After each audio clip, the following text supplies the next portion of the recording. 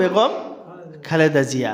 আমরা না জানলেও আপনারা ভালো জানেন সেই আমল, উনি যখন ইয়ং ছিলেন আপনারা ভালো জানেন, দেখেছেন। হ্যাঁ, তারপর এরশাদ সাহেব চলে গেলেন, তাই না? হ্যাঁ, বেগম খালেদা জিয়া ইনি কি করতেছেন? ইনি কি এখন আর হাঁটার মতো ক্যাপাসিটি আছে? কেনেন তো সাবেক প্রধানমন্ত্রী ছিলেন, সাবেক প্রধানমন্ত্রী ছিলেন।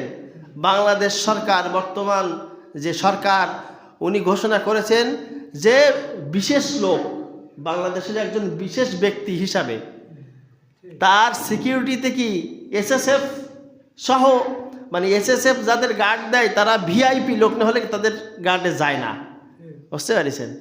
ওই যে এভার কেয়ার হাসপাতালের চারিপাশে যাই দেখেন কি অবস্থা, কত ব্যারিকেড দিয়ে গার্ড দিয়ে রেখেছে সুন্দরভাবে।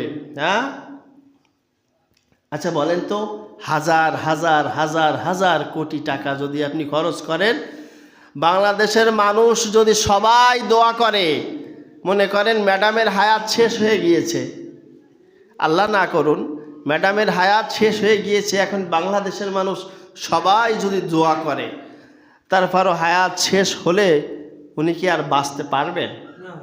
পারবেন না, উনি আর বাঁচতে পারবেন না। তবে আমার ছোট্ট এই বয়সে আমি যতটুকু দেখলাম যে আল্লামা সাইদি রহিমাহুল্লাহর জন্য বাংলাদেশের সকল মানুষ, সকল স্তরের মানুষ দোয়া করেছিলেন মন থেকে।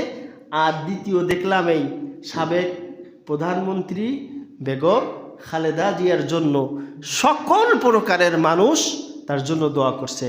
আল্লাহ তাআলা তার যদি হায়াত থাকে হায়াত দাও, যদি হায়াত না থাকে তাহলে ইমানি মৃত্যু দান কর, বলেন আমিন।